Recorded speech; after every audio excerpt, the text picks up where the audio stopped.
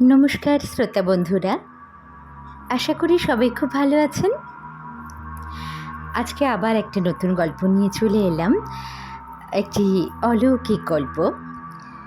আজকে পাঠ করে শোনাচ্ছি শরদিন্দু বন্দ্যোপাধ্যায়ের লেখা অলৌকিক ছোট গল্প নিরুত্তর।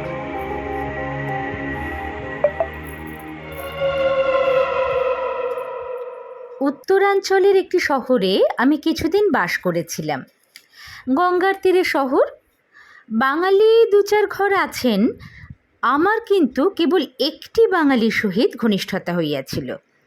তাহার নাম নৃসিংহ পাল।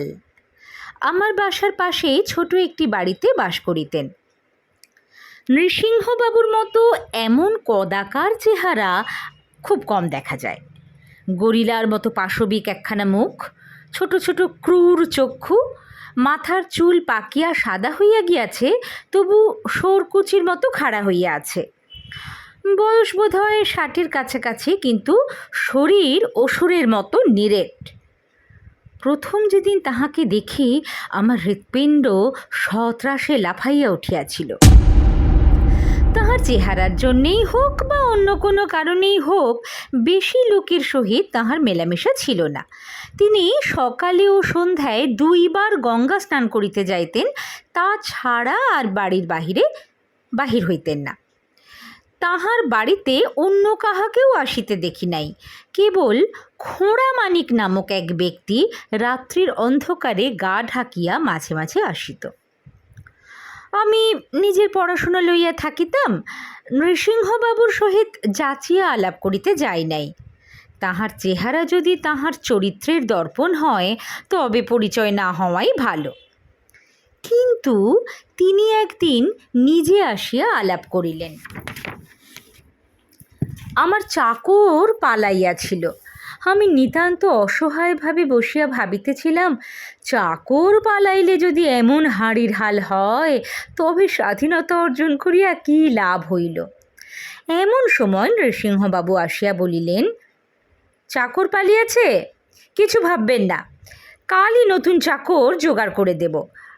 আজ আমার চাকর এসে আপনার সব কাজ করে দিয়ে যাবে। নৃসিংহবাবুর কণ্ঠস্বর অতি ভরাট এবং মধুর, সানাই বাঁশের খাদের পর্দার মতো। চেহারার সঙ্গে যেন ঠিক খাপ খায় না। অতঃপর তাহার সহিত ঘনিষ্ঠতা হইল। তিনি 2 বেলা গঙ্গা স্নান করেন, অথচ পূজা অর্চনা কিছুই করেন না, ধর্মের প্রসঙ্গও কখনো উত্থাপন করেন না। দেখিয়া শুনিয়া বড় আশ্চর্য মনে হইত। তাহার চেহারা ক্রমশ সহ্য হইয়া গিয়াছিল, কিন্তু তাহার চরিত্র ভালো কি মন্দ তাহা নিঃসংশয়ভাবে ধরিতে পারিতেছিলাম না। হয়তো লুকাইয়া মদ খান, অন্য দোষও আছে, কিন্তু একটা জিনিস লক্ষ্য করিয়াছিলাম, তিনি কখনো কাহাকেও কষ্ট দিতে চাহিতেন না, এবং কাহারও কষ্ট দেখিলে সাধ্যমতো প্রতিকারের চেষ্টা করিতেন। তাহার স্ত্রী পুত্র জ্ঞাতি গোষ্ঠী কেহ ছিল না, একাকী বাস করিতেন। একদিন সন্ধ্যাবেলা আমি ভ্রমণে বাহির হইয়া বাসা হইতে একটু দূরে গিয়া পড়িয়াছিলাম। শীতের সন্ধ্যা, রাস্তায় লোকজন নাই, এমন একটা স্থানে আসিয়া পড়িয়াছিলাম যেখানে 3-4টা রাস্তা আসিয়া মিলিত হইয়াছে। কোন রাস্তা ধরিলে বাসায় ফিরিতে যাইতে পারিব ঠিক ঠাহর করিতে পারিতেছি না। এমন সময় দেখিলাম নৃসিংহবাবু গঙ্গা স্নান করিয়া ফিরিতেছেন। তাহার খালি পা, গায়ে একটা আলোয়ান, হাতে গামছা জড়ানো ভিজা কাপড়। দুজনে পাশাপাশি ফিরিয়া চলিলাম। এদিকটায় পূর্বে আসি নাই। জিজ্ঞাসা করিলাম, গঙ্গার ঘাট এখান থেকে কত দূর? 1 মাইল খানেক। রোজ 2 বেলা এখানে আসেন? হ্যাঁ। একটু বিস্মিতভাবে প্রশ্ন করিলাম, কাছাকাছি অন্য ঘাট আছে, সেখানে যান না কেন? তিনি বলিলেন, এটা শ্মশান ঘাট, এখানে আসি। হঠাৎ মনে হইল, কাপালিক নাকি? কিন্তু কই, রুদ্রাক্ষের মালা, সিঁদুরের ফোঁটা, এসব তো কিছু নাই। খানিকক্ষণ নীরবে চলিলাম। বেশ অন্ধকার হইয়া গিয়াছে, তার উপর পথের পাশে বড় বড় গাছ, আকাশে একফালি চাঁদ আছে বটে, কিন্তু রাত্রির তিমির হরণ করিবার পক্ষে তাহা যথেষ্ট নয়। লক্ষ্য করিলাম নৃসিংহবাবু পথ চলিতে চলিতে মাঝে মাঝে ঘাড় ফিরাইয়া পশ্চাতে তাকাইতেছেন। জিজ্ঞাসা করিলাম, কি দেখছেন? দেখুন তো পেছনে কেউ আসছে কি না। হঠাৎ গা ছমছম করিয়া উঠিল। পশ্চাতে তীক্ষ্ণ দৃষ্টি নিক্ষেপ করিয়া বলিলাম, কই না। কোনো শব্দ শুনতে পাচ্ছেন কি? না। কি ব্যাপার? কিছু না। মাস কয়েক আগে এই জায়গায় দুটো শ্মশানের কুকুর একটা মুসলমান গুন্ডার টুঁটি ছিঁড়ে মেরে ফেলেছিল। মিনিট 10 পরে লোকালয়ের এলাকায় আসিয়া পড়িলাম। আরও 5 মিনিট পরে নিজের পাড়ায় পৌঁছিলাম। নৃসিংহবাবুর বাড়ি আগে। তিনি বলিলেন, আসুন চা খেয়ে যান। তাহার সদর ঘরে চৌকির ওপর জাজিম পাতা, দুইজনে মুখোমুখি বসিয়া গরম চা পান করিতেছি। আমার মনে নৃসিংহবাবু সম্বন্ধে আজ আবার নূতন করিয়া নানা প্রশ্ন জাগিতেছে। লোকটি কেমন? বাহিরের সহিত ভিতরের সামঞ্জস্য কতখানি? এতদিনের আলাপেও আসল মানুষটাকে চিনিতে পারিতেছি না কেন? নৃসিংহবাবু হঠাৎ হাসিয়া উঠিলেন। তাহার হাসির আওয়াজ যেমন বংশী মধুর, হাসিলে তাহার মুখের ভাব হয় তেমনি দংস্ট্রা করাল। হাসি থামাইয়া তিনি বলিলেন, আপনি বুঝতে পেরেছেন আমি একটা ভয়ঙ্কর পাজি লোক? আমি অপ্রস্তুত হইয়া পড়িলাম। না না, সে কি কথা? তিনি সহজ সুরে বলিলেন, আপনি ঠিক ধরেছেন। সত্যিই আমি ভয়ানক পাজি লোক। অন্তত বছর 3 আগে পর্যন্ত তাই ছিলাম। এখন মনটা বোধ হয় কিছু বদলেছে, কিন্তু চেহারা বদলায়নি। যা ছিল তাই রয়ে গেছে। নৃসিংহবাবু নির্বিকার চিত্তেই কথাগুলো বলিলেন। আমি কিন্তু বিশেষ অপ্রতিভ হইয়া পড়িলাম। চায়ের পেয়ালা মুখের কাছে তুলিয়া লজ্জা ঢাকা দিবার চেষ্টা করিলাম। তিনি বলিয়া চলিলেন, পরমা প্রকৃতি আমার সর্বাঙ্গে প্রকৃত পরিচয়ের ছাপ মেরে পৃথিবীতে পাঠিয়েছিলেন। আমিও তার সঙ্গে বেইমানি করিনি। এমন দুষ্কর্ম নেই যা করিনি। জগাই মাধাই আমার কাছে দুগ্ধপোষ্য শিশু। এইভাবে জীবন কেটে যাচ্ছিল। তারপর একদিন একটা সামান্য ঘটনা ঘটল, তার ফলে সব ওলট পালট হয়ে গেল। ভাববে না যে মনের দৃষ্টিভঙ্গি বদলে গেল কিংবা রাতারাতি সাধু সন্ন্যাসী হয়ে পড়লাম। দৃষ্টিভঙ্গি বদলায়নি বেশি, আসলে বদলেছে এই জলজ্যান্ত পৃথিবীটা। শুনলে আশ্চর্য হবেন, সেই কথাই আজ আপনাকে বলবো। বলুন। এই সময় একটু বাধা পড়িল। বাহিরের দ্বার ভেজানো ছিল, তাহা কাহারও লঘু করস্পর্শে খুলিয়া গেল এবং একটি মানুষের মুখ ভিতরে উঁকি মারিল। পশমের টুপি ঢাকা, মুখখানি অস্থিসার এবং ছুঁচল, চক্ষু দুটি ভীরু ধূর্তামিতে ভরা। আমাকে দেখিয়াই মুখটি বাহিরের অন্ধকারে অদৃশ্য হইয়া গেল। যেন একটা পথের কুকুর খাদ্যের লোভে রান্নাঘরে উঁকি মারিয়াছিল, ভিতরে লোক আছে দেখিয়া পলায়ন করিল। আমি চমকিয়া জিজ্ঞাসা করিলাম, ওকে? নৃসিংহবাবু হাসিলেন। ভূতপ্রেত নয়, মানুষ। ওর নাম খোঁড়া মানিক। ও একটা নিশাচর জীব, মাঝে মাঝে আমার কাছে আসে। কিন্তু পালালো কেন? আপনাকে দেখে পালালো। ও আমার কাছে আসে লুকিয়ে। শহরে একজন বড় লোক আছে, নাম রামনেহাল সিং। খোঁড়া মানিক তার মো সাহেব। রামনেহাল যদি জানতে পারে খোঁড়া মানিক আমার কাছে আসে, ওকে বেমালুম কেটে ফেলবে। ও কথা যাক, গল্পটা বলি, শুনুন। নৃসিংহবাবু সদর দরজায় খিল দিয়া আসিয়া বসিলেন। আমি পুলিশের দারোগা ছিলাম। রাইটার কনস্টেবল হয়ে ঢুকি বড় দারোগা পর্যন্ত উঠেছিলাম। আরও উঠতে পারতাম, ইচ্ছে করে উঠিনি। ওপরে তেমন মজা নেই। আমার মতো দুর্দান্ত দারোগা পুলিশে আর ছিল না, এখনও বোধহয় নেই। যেমন কুচুটে বুদ্ধি, তেমনই আইন বাঁচিয়ে কাজ করবার ক্ষমতা। যাকে একবার ধরতাম পিত্তি বার করে ছেড়ে দিতাম। চোর ছ্যাঁচোর দুষ্ট বজ্জাত লোক আমাকে যত ভয় করত, ভদ্রলোকেরা তার চেয়ে বেশি ভয় করত।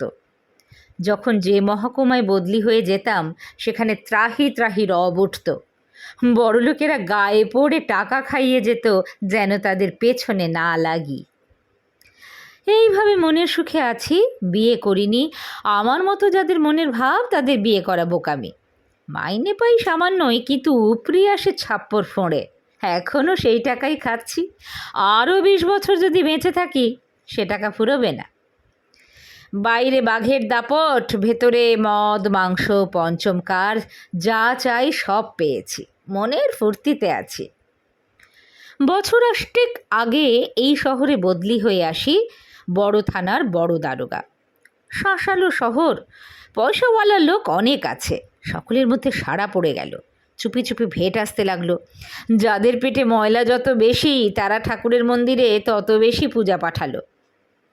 কেবল একজন পাঠালো না, সে ওই রামনেহাল সিং। রামনেহাল সিংয়ের জমিদারি আছে, সুদের কারবারও করে, অঢেল টাকা। সে তেউড়ে বসে রইল, কিছু দিলে না। মাসখানেক পরে একটা মামুলি কাজের অছিলায় তার বাড়িতে গেলাম। ইশারায় জানালাম টাকা চাই। সে স্পষ্ট মুখের ওপর বললে, তোমার মতো দারোগা ঢের দেখেছি, যা পারো করো গিয়ে, এসপি আমার হাতের মুঠোর মধ্যে। মনে মনে বারুদ হয়ে ফিরে এলাম। দাঁড়াও জাদু, তোমাকে দেখাচ্ছি এসপি বড় না নার্সিং দারোগা বড়। জাল বুনতে আরম্ভ করলাম। এইসব জমিদারদের আইনের ফাঁদে ফেলা শক্ত নয়, ছোটোখাটো মামলায় সহজেই ফেলা যায়। কিন্তু আমি ঠিক করেছিলাম রামনেহাল সিংকে এমন মার দেব যে আর কখনো মাথা তুলে দাঁড়াতে পারবে না, একেবারে শিরদাঁড়া ভেঙে দেব। খোঁড়ামানি, যাকে এখনই দেখলেন, সে তখনও রামনেহালের মোসাহেব ছিল। রামনেহালের যত নোংরা কাজ সেই করত। তাকে একদিন ধরে ফেললাম, থানায় ডাকলাম না, বাড়িতে ডেকে এনে বললাম সে যে সব কাজ করেছে তার জন্য তাকে 5 দফায় 10 বছর জেলে পাঠাতে পারি। খোঁড়ামানিক পা জড়িয়ে ধরল। সেই থেকে খোঁড়ামানিক হলো আমার গোয়েন্দা গুপ্তচর। লুকিয়ে রাত্রিরে এসে আমাকে রামনেহালের হাঁড়ির খবর দিয়ে যেত। ওর মনে এমন ভয় ঢুকিয়ে দিয়েছিলাম, সে ভয় ওর এখনও যায়নি। আমার এখন চাকরি নেই, কোনো ক্ষমতা নেই, কিন্তু ওর বিশ্বাস ইচ্ছে করলেই আমি ওকে জেলে পাঠাতে পারি, তাই মাঝে মাঝে আসে, খবর নিয়ে যায়। সে যাক, 1.5 বছর ধরে ধীরে ধীরে একটি মোকদ্দমা খাড়া করলাম। মোকদ্দমা নয়, একটি নিখুঁত শিল্পকর্ম। রামনেহালের ছেলের বয়স তখন 19-20। সে বাজারের এক বেশ্যাকে খুন করেছে। সাক্ষী সাবুত দলিল দস্তাবেজ একেবারে নিরেট, কোথাও বেরুবার পথ নেই। রামনেহালের ছেলের 14 বছর ম্যাদ হয়ে গেল। এসপি বাঁচাতে পারলেন না, কেবল কম বয়স বলে ফাঁসি হলো না। সে ছেলে এখনও জেলে পড়ছে। এই একটা নমুনা থেকে বুঝতে পারবেন আমি কী ধরনের লোক। তারপর কয়েক বছর কেটে গেল, আমার কাছ থেকে অবসর নেবার সময় হলো। অনেক টাকা করেছি, কাজ করবার দরকার নেই। এক্সটেনশন নিতে পারতাম, কিন্তু নিলাম না। এই ছোট্ট বাড়িখানা কিনেছিলাম, কাজ চুকিয়ে দিয়ে বাড়িতে এসে বসলাম। মনে গর্ব ভরা আনন্দ, যা চেয়েছি তাই পেয়েছি, কারুর কাছে হার মানিনি, আর কি চাই। সেদিন সন্ধ্যার পর এই ঘরে মদের বোতল নিয়ে বসেছি। সারা রাত্রি একাই উৎসব চলবে, টোটা ভরা পিস্তলটা হাতের কাছে আছে। শত্রু অনেক, কাজ ছেড়ে দিয়েছি বলে যদি কেউ দাঁত তুলতে আসে তাকে দেখে নেব। মশগুল হয়ে মদ খাচ্ছি, সময়ের হিসেব নেই। হঠাৎ চোখ তুলে দেখি একটা বিকট চেহারা সামনে দাঁড়িয়ে আছে। রোগা শিরিঙ্গে এক সন্ন্যাসী, মাথায় জটা, কপালে সিঁদুরের ফোঁটা, সারা গায়ে ছাই মাখা। আমি অভ্যেসের বশেই খপ করে পিস্তলটা তুলে নিয়েছি। সন্ন্যাসী ধমক দিয়ে উঠল, বন্দুক রাখ। কি গলার আওয়াজ, যেন তোপ ডাকলো। বললে বিশ্বাস করবেন না, পিস্তল আমার হাত থেকে খসে পড়ল। আমি ভেড়ার মতো তাকিয়ে রইলাম। সন্ন্যাসী তখন বললে, তোর সময় হয়েছে, রোজ 2 বেলা গঙ্গা স্নান করবি আর মার নাম করবি, মদ খাবি না, আর বুধবারে দাড়ি কামাবি না। আমি এবার হো হো করে হেসে উঠলাম। মদের নেশা তো ছিলই, তার উপর বুধবারে দাড়ি কামাবো না। অনেকক্ষণ ধরে হাসলাম, হাসতে হাসতে বেদম হয়ে গেলাম। তারপর হঠাৎ মনে পড়ল, ঘরের দৌড় তো বন্ধ ছিল, সন্ন্যাসী ঢুকলো কি করে? হাসি থামিয়ে চেয়ে দেখি সন্ন্যাসী নেই, চলে গেছে, কিন্তু দৌড়তাড়া ঠিক আগের মতোই বন্ধ আছে। তাই বলছিলাম, আমার দৃষ্টিভঙ্গি বদলায়নি, বদলেছে এই পৃথিবীটা। যত সব অসম্ভব গাঁজাখুরি ব্যাপার ঘটতে আরম্ভ করেছে, যা ঘটতে পারে না, ঘটা উচিত নয়, তাই ঘটছে। সে রাত্রে এখানেই ঘুমিয়ে পড়েছিলাম। ভোরের দিকে সদর দরজায় খটখট আওয়াজ শুনে ঘুম ভেঙে গেল। ভাবলাম কেউ আমার সঙ্গে বজ্জাতি করছে। তখনও মদের নেশা ভালো কাটেনি, সন্ন্যাসীর কথাও মনে নেই। আমি পিস্তল নিয়ে পা টিপে টিপে গিয়ে হঠাৎ দরজা খুললাম।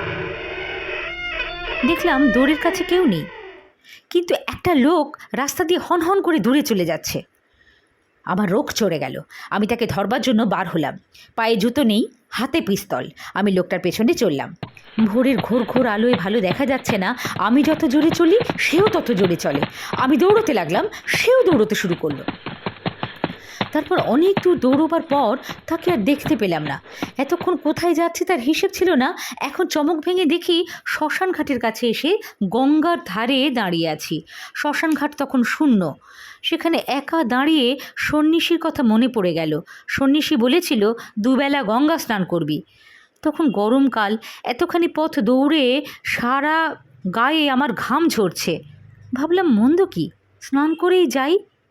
গঙ্গা স্নান করে বাড়ি ফিরলাম। সেদিনটা ছিল বুধবার, কিন্তু আমার তা মনে ছিল না। বেলা 8টার সময় দাড়ি কামাতে বসলাম। আমি নিজে দাড়ি কামাই, নাপিতকে বিশ্বাস নেই।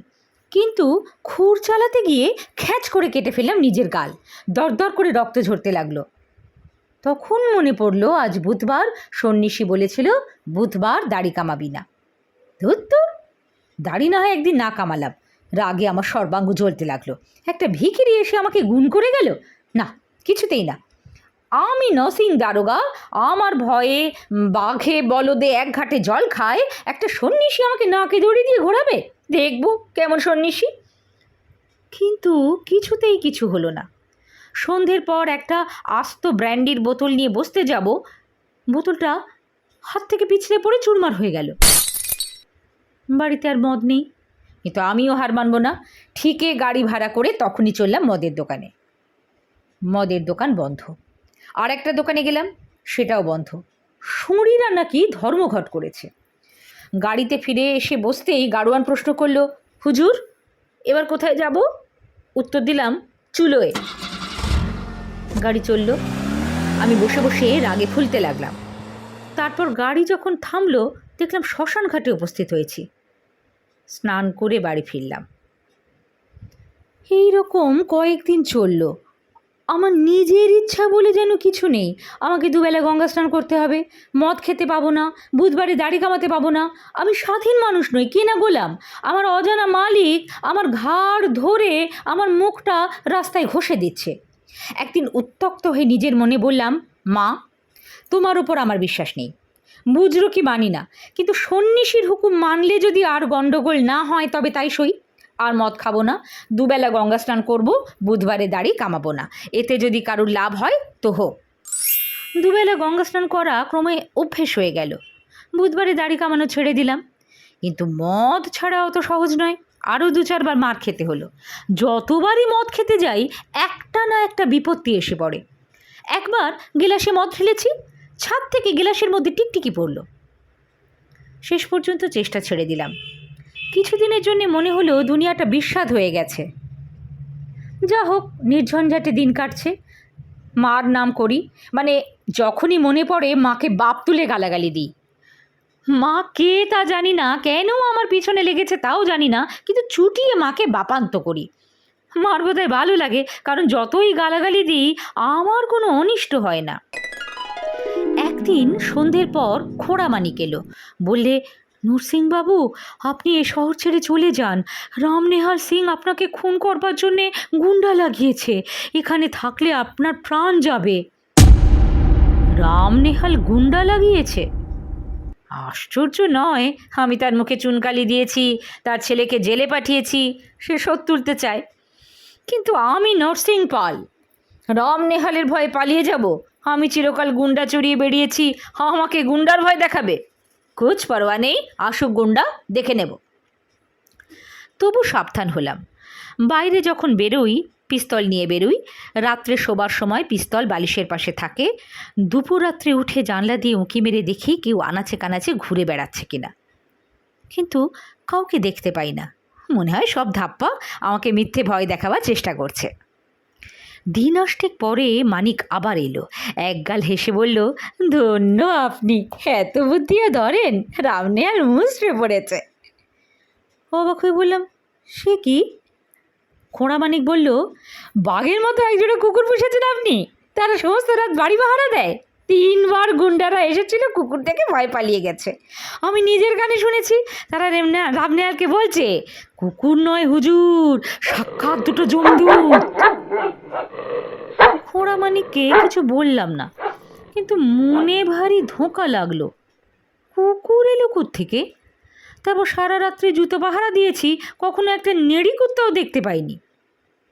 এক আশ্চর্য ব্যাপার, গুন্ডারা কুকুর দেখেছে, আমি দেখতে পাই না কেন?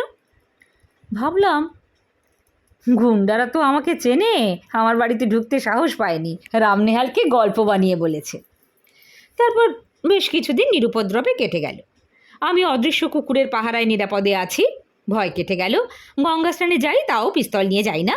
সেই সন্ন্যাসীর আর দেখা নেই, দেখা পাইনি।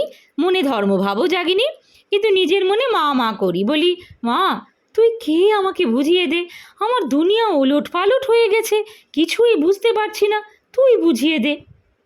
মা বুঝিয়ে দেন না, সর্বনাশী আড়ালে দাঁড়িয়ে মজা দেখে। 6 মাস আগের কথা বলছি। খোঁড়া মানিক এলো, তার মুখ শুকনো। বললে, আপনি নাকি সকাল সন্ধে শ্মশানঘাটে নাইতে যান? বললাম, হ্যাঁ যাই।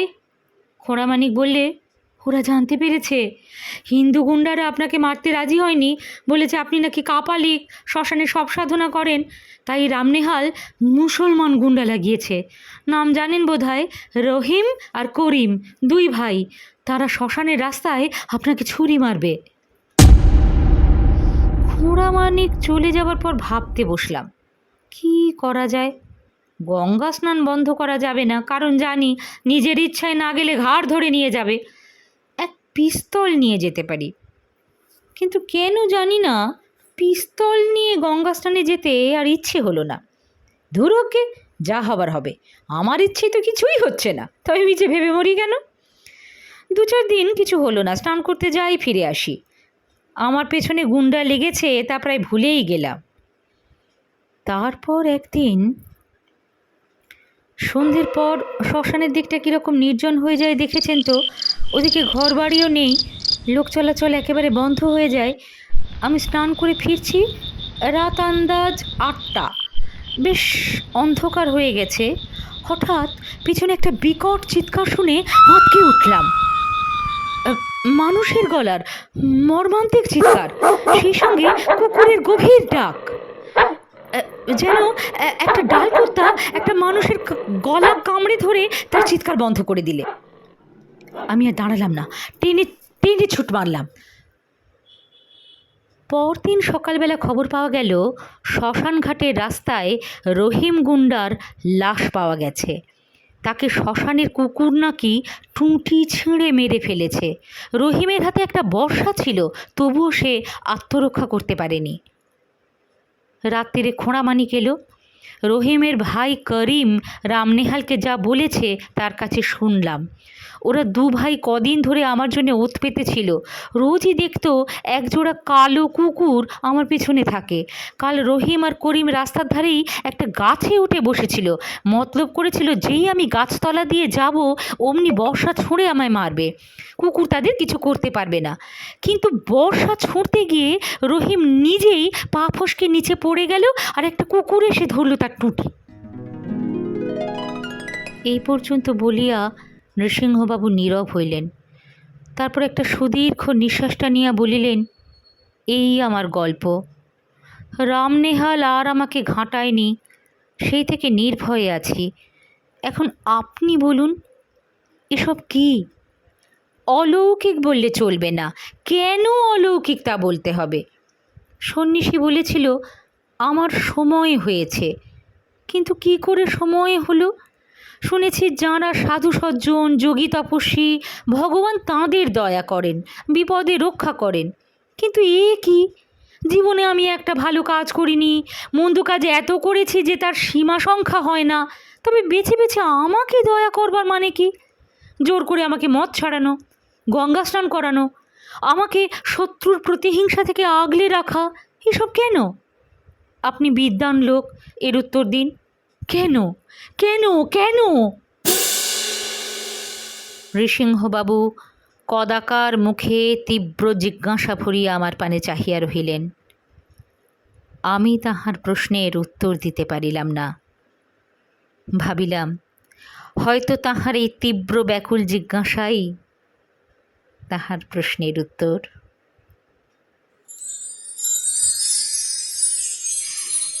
শুনলেন এক অদ্ভুত অলৌকিক গল্প শরদিন্দু বন্দ্যোপাধ্যায়ের কলমে।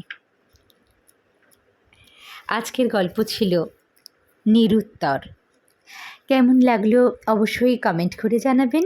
ভালো লাগলে লাইক ও শেয়ার করবেন এবং এরকম নানান স্বাদের গল্প শুনতে, আবৃত্তি শুনতে, শ্রুতি নাটক শুনতে এবং কবিতা সম্পর্কিত আলোচনা শুনতে এই চ্যানেলটি সাবস্ক্রাইব করে রাখতে ভুলবেন না। সবাই খুব ভালো থাকবেন। নমস্কার।